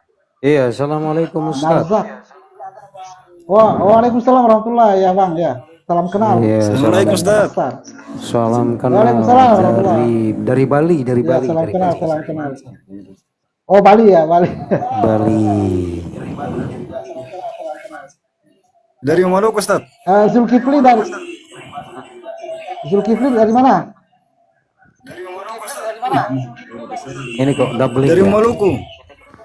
Dari Maluku. Oh dari Maluku ya, Maluku. Ya ini Masya Allah ini dari berbagai provinsi nih tamu-tamu kita nih. Baik, ini ada saya dari Zulkifli dari Maluku, dari Narzak dari Bali. Razak dari Bali. Bali di mana Bang? Di Tabanan. Oh di Tabanan ya, di dekat Tanah Lot ya, di Tanah Lot ya. Betul sekali iya. itu Ustaz. Ya biasa. Ya dulu pernah ke Tanah Lot ya, pernah ke Tabanan. Baik. Yeah. Baik, baik tamu-tamu saya yang saya hormati, ini ada pertanyaan yang mau coba kita bahas tentang lisanul Arab dan bahasa Arab. Jadi saudara-saudara sekalian, manusia itu lahir sebenarnya membawa satu bahasa ya, itu biasa disebut dengan bahasa ibu. Ya. Bahasa ibu. Jadi kalau orang Bali ya pasti bisa bahasa Bali. Kalau orang Cina pasti bisa bahasa Cina karena mereka membawa bahasa ibu. Nah, selain bahasa ibu, Al-Quran menunjukkan bahwa ada hal yang bisa dimiliki yaitu lisan Arab ya, lisan Arab. Jadi Allah katakan in huwa illa zikrun lil alamin. Jadi Al-Qur'an ini milik semua alam, spesialisasi seluruh alam. Ya. Jadi selain bahasa ibu, bahasa lisanul Arab itu sebenarnya sangat bisa kita pahami. Kalau tentang bahasa, jadi kenapa dikatakan ini bukan bahasa Arab? Ya, jadi bahasa itu kan bisa adalah bahasa yang dilafadzkan oleh orang Arab ya. Dalam Al-Quran beda Al-Arab dengan Arabiyun. Kalau Arabiyun itu ciri khas yang memang datang dari Arab. Kalau Al-Arab itu bahasa yang bisa saja bahasa dari luar tetapi dibahasa Arabkan. Ya seperti katakanlah bahasa at-tilfiziyun. Itu kan bahasa Arabnya at-tilfiziyun, ya. Tetapi itu bukan bahasa Arab, itu bukan lisan Arab.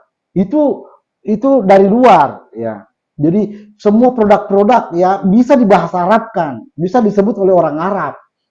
Tetapi itu bukan lisanul Arab. Karena lisanul Arab itu artinya sesuatu ungkapan kata yang memang lahir dari dialeknya orang Arab, namanya lisanul Arab. Ya. Jadi Al-Quran ini wahadza lisanul arabiyyun mubin. Ini lisan Arab. Allah katakan itu. Wahadza lisanul arabiyyun. Ini bukan bahasa Arab ya. Maksudnya tidak ada kata dari luar yang di Arab-Arabkan, tidak ada. Ini semua pernah dilisankan oleh orang Arab. Jadi alif lam mim, apa itu alif lam mim? Itu pernah dilisankan oleh orang Arab. Jadi orang Arab mengerti alif lam mim. Ya. Hamim, Toha, Yasin, itu lisan Arab. Orang Arab sangat mengerti bahwa ada 14 huruf, yang digunakan sebagai huruf muqatta'at, 14 huruf saja. 14 huruf yang lain tidak digunakan. Ya. Jadi silakan dilihat alif lam mim, alif lam ra, alif lam tosin mim, ain sin qaf, itu semua 14 huruf. Itu orang Arab mengerti itu, lisan Arab mengerti itu. Dan mereka itu berdecak kagum karena itu. Al-Quran ternyata menghadirkan lisan Arab yang sebenarnya mungkin hanya penyair-penyair ar-raqib ya, hanya orang-orang yang concern dengan angka-angka yang tahu tentang huruf-huruf seperti itu. Ya. Jadi ini lisan Arab, bukan bahasa Arab. Alif lam mim kalau bahasa Arab tidak ada artinya. Makanya kan penafsir-penafsir selalu mengatakan hanya Allah yang tahu. Ya, iya karena mereka mau melihatnya sebagai bahasa. Ya ini tidak, ini lisan. Ya, dalam sejarahnya itu Umar bin Khattab itu langsung memeluk Islam ketika mendengar adiknya membacakan Toha ma anzalna alaikal Qur'an litashqa. Toha ya. Toha ini mereka sangat mengerti. Ini tentang sebuah kode angka rahasia. Ini 95 namanya nih. Toha 9 H5 gitu ya. Jadi lisan Arab itu adalah penggunaan diksi kata ataupun frase, kumpulan kata ataupun huruf-huruf itu memang yang ciri khasnya orang Arab. Ciri khasnya orang Arab itu lisan. Jadi lisan itu berbicara tentang tutur ya, bagaimana mode bertutur, bukan perkataan. Kalau perkataan namanya kaulan, itu agar dipahami, berkomunikasi. Jadi Musa berkata, yafqahu qauli, bukan yafqahu lisani. Ya. Yafqahu qauli, mereka paham perkataanku. Tetapi ketika dia panggil Harun, itu bukan perkataan Harun nanti yang dipahami, tetapi afsahu minni lisana. Jadi lisan itu tentang kefasihan. Tentang bagaimana memilah huruf, bagaimana memilah jumlah huruf, jumlah kata, itu namanya lisan. Makanya di Al-Quran, huruf muqatta'at saja, Allah memilih ada 3 huruf muqatta'at, 1 huruf, yaitu nun, qaf, shad. Kenapa bukan huruf yang lain? Kenapa 3 ini? Ini namanya lisanul Arab. Jadi seandainya huruf-huruf itu ingin dipilih yang terbaik di antara 28 huruf, maka yang muncul adalah nun, qaf, shad. Kalau dua itu Toha, Yasin, Hamim, Tosin. Kalau 3 alif lam mim, alif lam ra, Tosin, min, ain, sin, qaf. Kalau 4 alif lam mim ra dan alif lam mim shad. Kalau 5 kaf, ha, ya, ain, shad. Ini namanya lisan Arab. Ini namanya biar simpel begini, San. Biar simpel. Sekarang konteksnya di Indonesia, San. Bedanya lisanul Indonesia sama bahasa Indonesia. Gimana tuh, San? Lisan Indonesia dengan bahasa Indonesia itu gimana tuh bedanya? Begini ya. Bahasa Indonesia, lisan Indonesia hanya dimengerti oleh orang Indonesia saja. Sementara ini Al-Quran lisan Arab bisa dimengerti seluruh alam gitu. Ya, jadi tidak bisa diperbanding-perbandingkan. Lisan Indonesia itu ya bagaimana ya? yang bahasa yang muncul dari Indonesia toh, gitu ya. Itu namanya lisan. Ya. Jadi misalnya gue, lu, itu lisan Indonesia. Aku, saya itu bahasa Indonesia. Makanya begini ya, ketika Al-Quran dulu ditulis di hadapan Nabi, ada kata kabiro, kabiro itu ditulis oleh orang Arab dan penulis wahyu waktu itu tidak kaget dengan kata itu. Kabiro memang digunakan di suku Quraisy, kabir, ya. Tapi ketika mereka menulis kata kubaro, ya bukan kabiro, wa makaru makaran kubaro, mereka kaget dan bertanya kepada Rasul, ya Rasulullah, kenapa ada kata ini muncul? Dan itu lisan Arab. Nanti kamu akan melihat siapa suku mana yang menggunakan kata kubaro. Jadi nanti pada Fathul Makkah, setelah Fathul Makkah, waraitan nas yadkhuluna fi dinillahi afwaja, banyak golongan-golongan datang kepada Rasul menyampaikan keislamannya, datang satu suku yang menyebutkan kata kubaro. Ya, jadi silakan nanti dibuka sejarah-sejarah juga untuk bukan sebagai petunjuk ya, untuk memahami kata kubaro itu tadi itu. Jadi kata kubaro itu bukan dilisankan oleh orang Quraisy, tapi dilisankan oleh orang Arab yang lain, yang dari suku-suku yang lain. Jadi kubaro, wa makaru makaran kubaro, bukan wa makaru makaran kabiro. Ya. Jadi ini lisan Arab. Sama juga kata ajib dengan kata ujab, ya. Jadi itu juga lisan Arab. Jadi memang bahasa yang muncul dari Arabiyun, bukan dari Al-Arab. Jadi Al-Quran itu ada kata Al-Arab, wa qalatil Arab, bukan wa qalatil Arabiyu, wa qalatil Arab. Jadi sementara kalau lisan, wa hadza lisanun Arabiyyun, bukan wa hadza lisanul Arab, ya, bukan, tapi lisanun Arabiyyun, ya. Inna ja'alnahu Qur'anan Arabiyyan, bukan inna ja'alnahu Al-Quran Al-Arab, bukan. Ya. Baik, jadi itu lisan Arab. Jadi lisan itu ada pada penggunaan hurufnya. Misalnya ya, Ibrahim dengan Ibrahim itu ada pakai mim, ada tidak pakai, ada pakai ya, ada tidak pakai ya. Iya, Ibrahim, ada Ibrahim. Imran dengan Imran, ada pakai alif, ada tidak pakai alif. Ya, begitu juga di surah Al-Kahfi, Allah katakan, alam aqul laka annaka lan tastati'a. Jadi ada tastati'a, berapa huruf itu? Ada kemudian tasti, ya. Ya, hilang berapa huruf? Hilang 2 huruf. Jadi namanya lisan, penggunaan huruf-huruf. Sama misalnya kalau bahasa Arabnya ya, na'am. Ya, itu bahasa Arabnya. Tapi bukan cuma na'am yang digunakan dalam Al-Quran, ada juga kata i, yastambi'unaka ahaqqun hu, qul i wa rabbi. Katakanlah i wa rabbi. Jadi bukan qul na'am, tapi Allah katakan qul i wa rabbi. Jadi namanya lisan Arab. Jadi Al-Quran ini ada begitu banyak ayat yang istilahnya struktur bahasanya adalah bahasa untuk dipahami, ya, bahasa kaulai untuk dipahami, ya, liqomi yaqilun. Ada juga liqomi yasma'un, ya, untuk orang yang mengerti. Jadi itu bahasa-bahasa lisan yang bisa mengerti lisan Arab. Jadi itu mungkin dulu ya, seperti tentu lisan Arab ini tidak sesederhana ini kita menjelaskan. Gini saja. Kalau pemahaman gini saja, tapi ini buat perbandingan aja. Kalau pandangan saya nih yang awam ini, kalau mendengar lisan itu misalnya tentang rasa, nah begitu kan? Karena lisan itu kan secara hakikatnya itu lidah, begitu kan? Lidah. Nah, kenapa? Karena ketika Nabi Musa itu kan, wahlul 'uqdatan min lisani.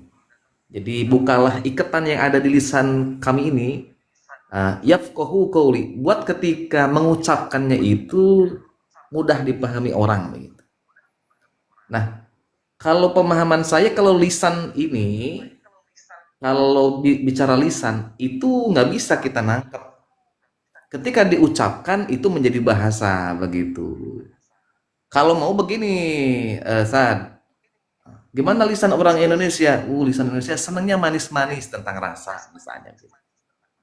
Kalau sekarang mau bicara ucapan, berarti rujukannya itu bahasa. Gimana bahasa Indonesia? Oh, begini begini. Kalau iya, oke, betul juga, oke, masih sinonim gitu. Itu bahasa itu. Kalau sekarang begini, kalau lisannya gimana lisannya? Lisannya itu senang pedes, begitu kan? Tentang rasa begitu. Makanya Assalamualaikum. tadi itu Baik ya, silakan Bang. Topik memahami lisan sebagai rasa ya. Saya mau mengajarkannya bahwa lisan itu tentang dialek, tentang memilah dan memilih huruf-huruf yang sedemikian indah sehingga muncul namanya kefasihan. Jadi itu namanya lisan. begini, Jadi Sad. bukan bilugatin. Baik, Ya. ketika lisan itu bersuara, apakah masih dibilang lisan? Baik, saudara-saudara sekalian. Jadi perkataan bahasa Musa itu bukan bahasa lisan Arab, tapi Allah jadikan dalam bahasa lisan Arab. Bahasa Fir'aun ya itu bukan bahasa Arab. Tapi ketika Allah mengisahkan tentang Fir'aun, Allah jadikan kata-kata Fir'aun itu berlisan Arab. Ya. Jadi ini namanya lisan. Jadi kisah-kisah dalam Al-Quran yang begitu banyak, Isa alaihissalam itu bukan bahasa Arab. Bahasa Aram dia berkata kepada kaumnya, ya Bani Israel, ini Rasulullah ilaikum, ya musaddiqan lima baina yadayya wa mubasysyiran bi rasulin ba'di ismuhu Ahmad. Itu bukan kata-kata itu dipakai, tetapi Allah jadikannya dalam lisan Arab. Allah yang menerjemahkannya. Ketika Nabi Syuaib berkata, ya qaum ya'budullaha ma lakum min ilahin ghairu. Ada 4 nabi, 4 rasul mengatakan kalimat itu dalam Al-Quran.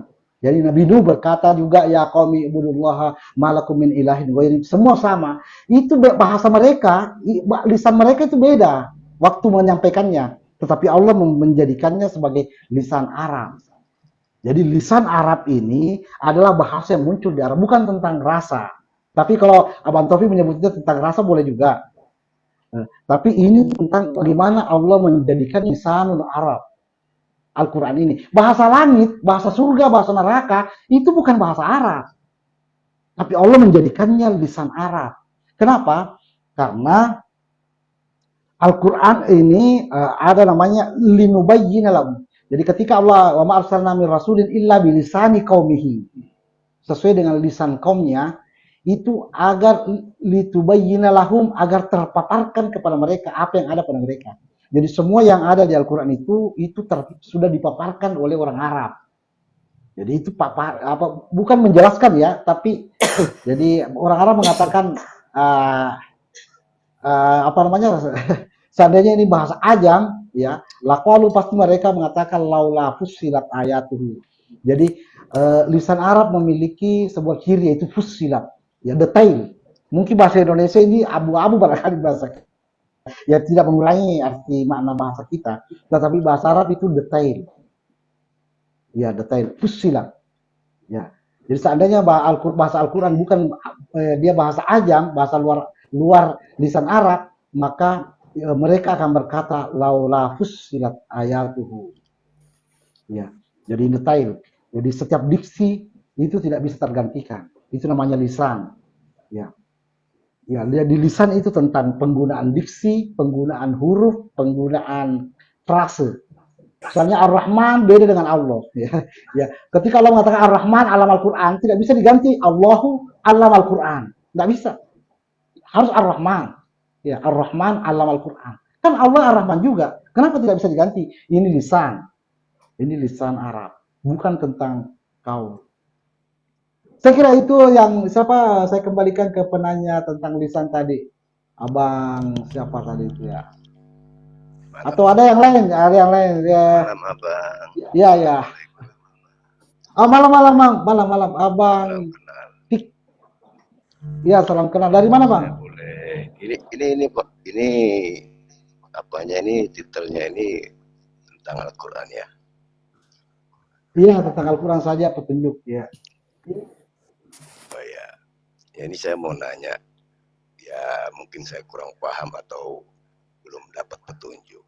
Di dalam Al-Quran itu, surat Al-Baqarah ayat 23, 34 dan 35, itu ada kata kami.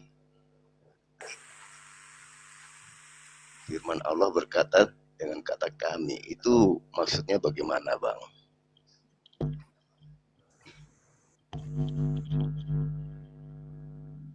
Oh iya ya Pak. Baik, terima kasih banyak Bang. Abang dari mana Bang? Di mana Bang? Bang, di mana di mana tinggal daerahnya? Saya sementara ini di Bali, Abang. Oh Bali, Bali. Balinya di mana Bang? Tadi ada teman Bali di apa? Di Tabanan. Iya, Narzak. Saya di Bali Di juga, Bang. Denpasar, Abang. Di Denpasar. Oh di Denpasar ya. Ya Oh itu iya. yang saya Saya mau pernah di tanyakan. Suci. Ya, Di itu yang saya Masjid mau Suci tanyakan. Denpasar. Ya. Kenapa di dalam firman Allah ayat 23 surat Al-Baqarah sama 34 dan 35 itu ada kata kami? Jika engkau meragukan ya. Al-Quran yang kami turunkan kepada hamba kami, itu ayat 23. Nah, kami itu dalam artian itu bagaimana, Bang? Apakah kami itu Tuhan atau Baik. Banyak. seperti apa? Baik. Abang, tadi sudah jadi ini tadi Al-Quran ini tentang lisan ya Bang ya. Jadi ini bukan bahasa, kami itu kalau kayak bahasa kan artinya banyak. Ya. Jadi ini tentang lisan. Jadi ada lisan bahasa yang namanya tanggim. Jadi tanggim ali, jadi mengangkat diri itu justru menggunakan kami. Mengerdilkan diri itu menggunakan saya. Jadi saya itu digunakan saya itu bahasanya Fir'aun ya. Ana rabbukumul a'la, saya Tuhan kalian. Nah, itu sebenarnya mau mengangkat diri tapi faktanya justru mengerdilkan diri. Itu bahasa iblis ya. Ana khairum min ya. Khalaqtani min nar wa khalaqtahu min tin. Sebentar, Itu bahasa maksud saya itu begini, Bang. Maksud saya itu Al-Quran itu kan wahyu Allah ya. Tapi di situ ada kata kami dari Allah, kata kami dari Allah kepada kita. Yang di situ artinya jika kamu meragukan baik Bang, begini ya. Apa yang kami turunkan Al-Quran kepada hamba kami. Kalau hamba kami sudah jelas. Hamba kami Nabi Muhammad. Kaminya ini, Bang. Ya. Ya.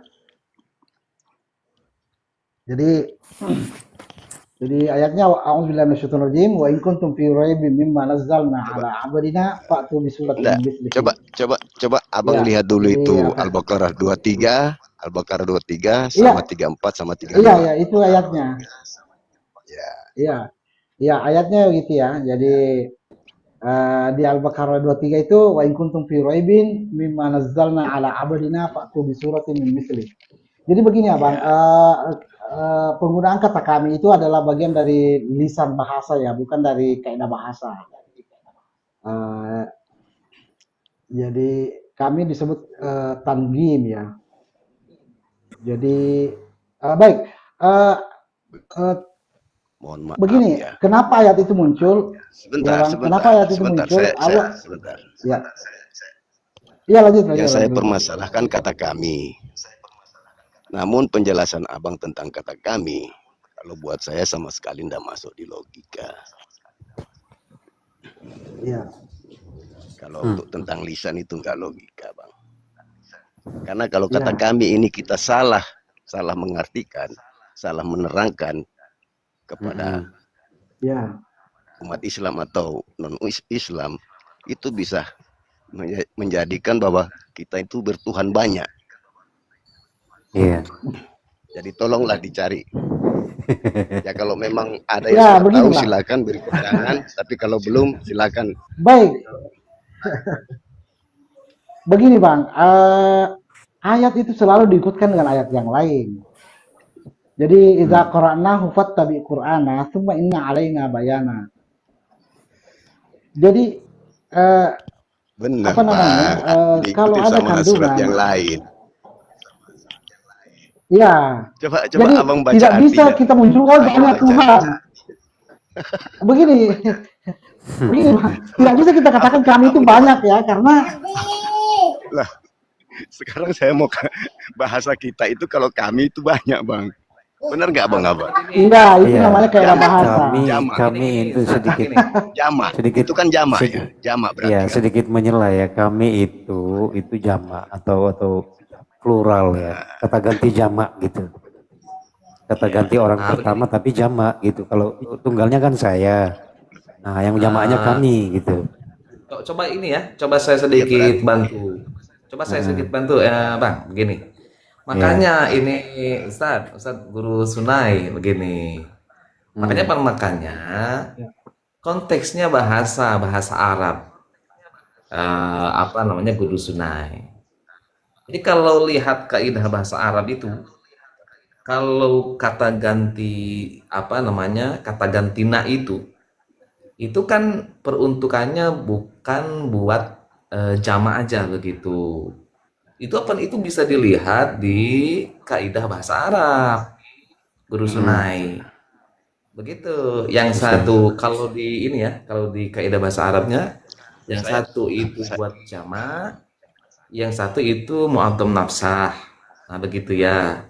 Itu nggak ada yang salah di ayat itu kalau kita Maksudnya lihat. muadun nasah itu bagaimana, Pak?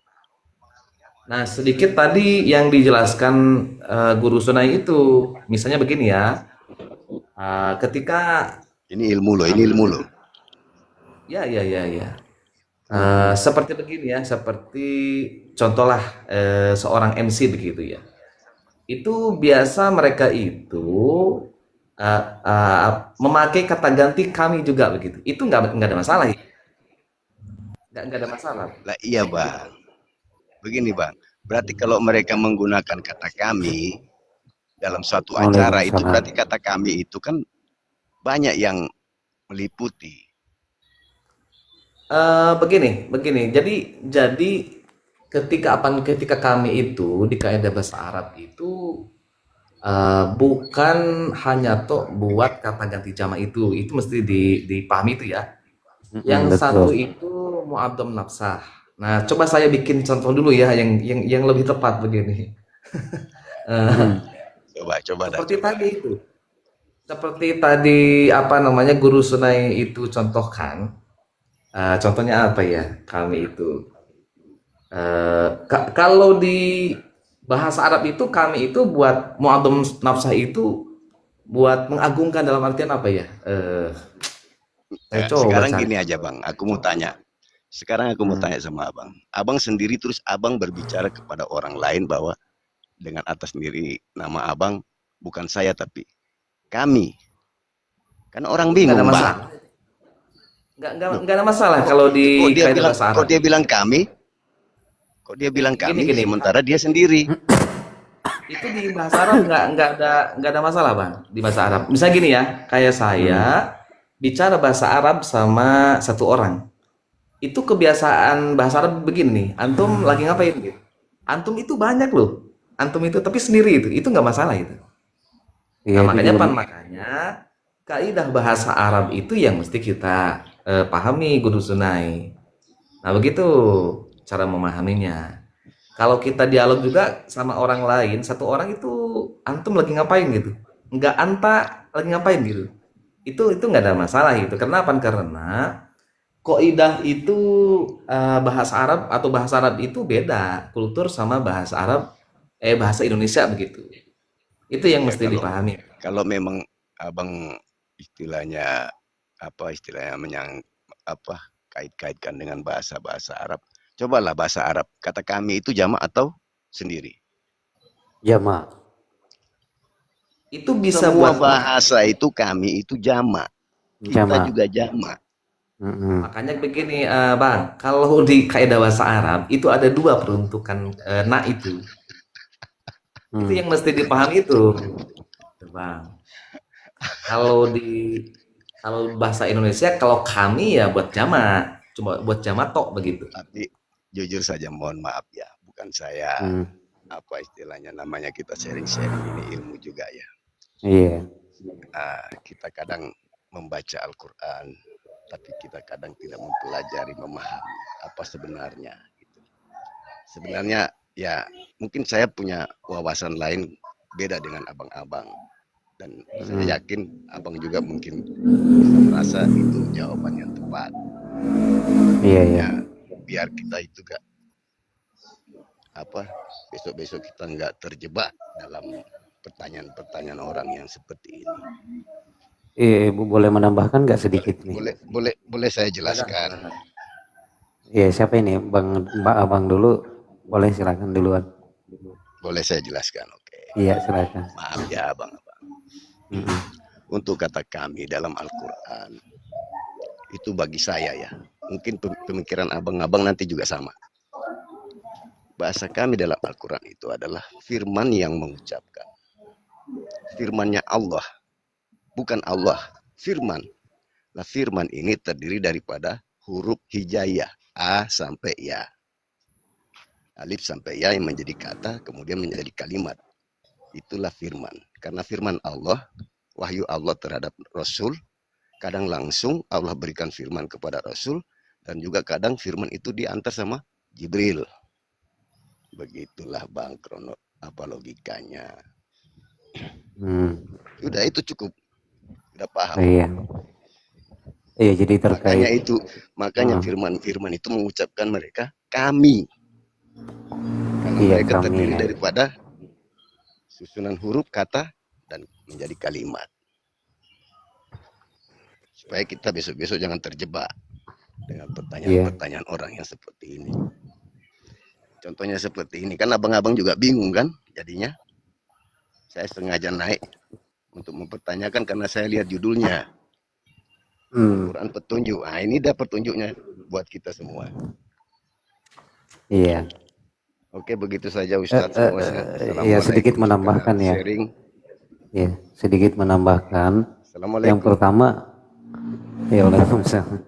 Yang pertama saya setuju dengan Ustadz Taufik tadi yang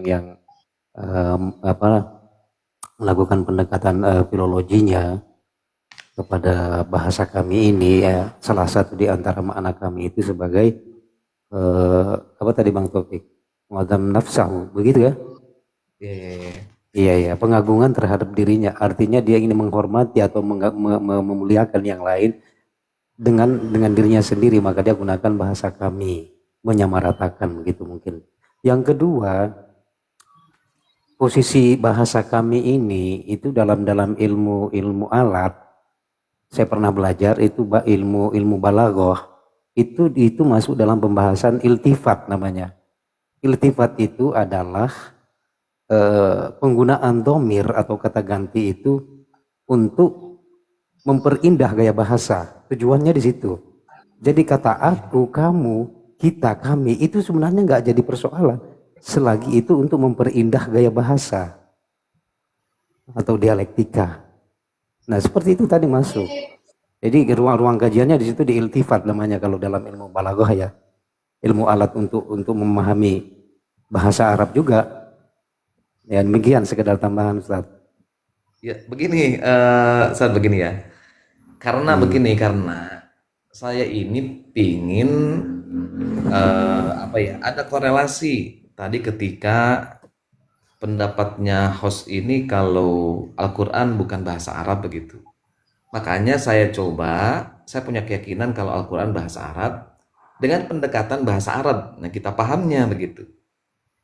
Jadi jadi pendekatan dengan bahasa Arab kok cocok begitu gitu. Nah begitu, makanya saya tadi coba pendekatan dari sisi bahasa begitu, dari sisi bahasa. Itu mungkin saat yang saya mau tekankan tadi. Kebiut ini Ustaz ini mungkin ini. Kok enggak keluar suaranya? Nggak ada suaranya? Iya, enggak keluar suaranya Ustaz. Guru Sunai. Ya bang, bang, Hmm. saya mau maaf semuanya dan saya berterima kasih kepada semuanya. Ini saya harus keluar dulu bang, karena ada sesuatu yang harus saya bawa. Bang, terima kasih semuanya. Terkait masalah ini kita tentu punya pemahaman masing-masing dan kita terus belajar itu. Tapi satu tambahan bang ya, bahwa itu bukan untuk memperbesar diri ya, karena Allah Subhanahu Wa Taala menyebutkan dirinya ketika bicara dirinya kepada Musa, innani anallah ya, ayya Musa innani anallah. Jadi kenapa dia tidak mengatakan ayya Musa innana nahnullah ya, tidak, tetapi innani anallah itu ketika dia istilahnya memperkenalkan diri ya kepada Musa ya. Adapun tentang anzalna tadi itu bukan memperkenalkan diri. Jadi lisan Arab menggunakan nahnu itu bukan dalam artian membesarkan diri sebenarnya, tetapi iya di pemahaman saya mungkin yang lain bisa memahami yang berbeda. Tapi ala kulli hal ya, saya berterima kasih semuanya bang. Saya mau Sama-sama maaf, Ustaz. saya bilang ini karena ada barang yang harus saya bawa ini sebelum jam 12 ini. Ya, jadi saya menanti di room-room berikutnya, bismillah. Mudah-mudahan kita malam-malam kita selalu baik-baik. Kullu lailati wa antum bi khair. Amin wa antum bi khair. Syukran lakum jami'a. Wassallallahu ala Muhammad. Wassalamualaikum mursalin. Walhamdulillahirabbil alamin. Wassalamualaikum warahmatullahi wabarakatuh. Jadi saya akhir dulu bang ya, saya harus antar ya mau